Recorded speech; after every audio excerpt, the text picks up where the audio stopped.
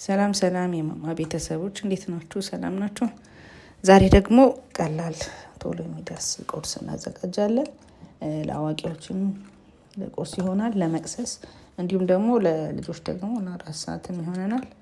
እሱን ለማዘጋጀት 4 እንቁላል እናደርጋለን። በዛ በርከት አድርጎ ለመጠቀም ከሆነ እንቁላሉን ቁጥሩን ከፍ ማድረግ ይቻላል።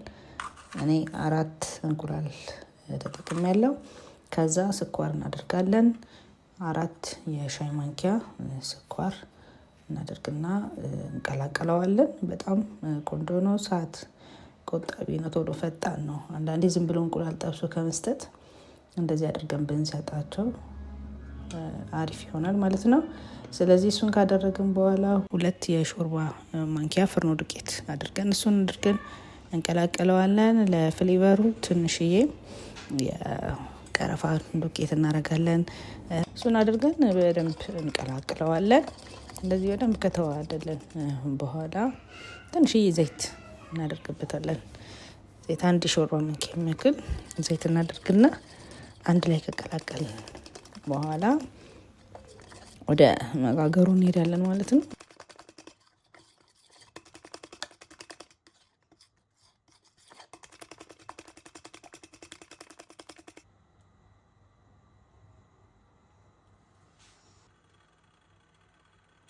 መጥበሻችንን አግለን ትንሽ ዘይት አድርገን እንጋግረዋለን ማለት ነው።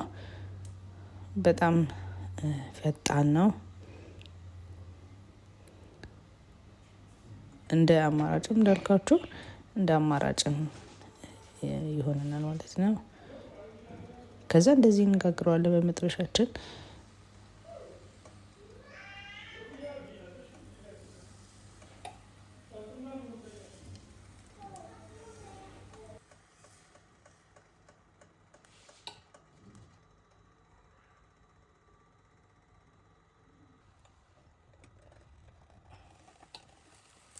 እንደዚህ አገላብጠን ካበሰልነው በኋላ ለአበላል እንዲያመቸን እንጠቀልለዋለን። እዚህ ጋር ከመጠቅለላችሁ በፊት ሲረፕም ካላችሁ ማርም ካላችሁ መቀባት ትችላላችሁ። ካልሆነ ደግሞ መጨረሻ ላይ እኔ እንዳደረኩትም እሱን ማሩን መጨረሻ ላይ ፈሰስ ማድረግ ትችላላችሁ ማለት ነው።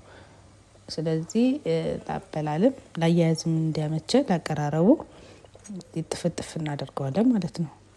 ስለዚህ እንደዚህ ሆኖ በጣም ፈጣን ነው። በ2 ደቂቃ ውስጥ ቆንጆ ቁርስ የ4 ሰዓት ስናክ መቅሰስ ነገር ቡና ቁርስም ይሆናል።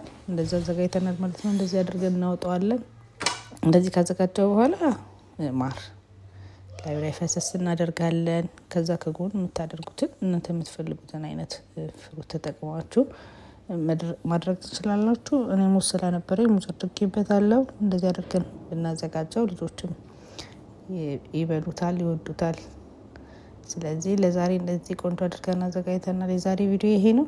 ከወደዳችሁት ላይክ አድርጉ፣ ሰብስክራይብ እያደረጋችሁ ቤተሰብ ሁኑ። በሌላ ቪዲዮ እንገናኛለን። ወዳችኋለሁ። ቻው።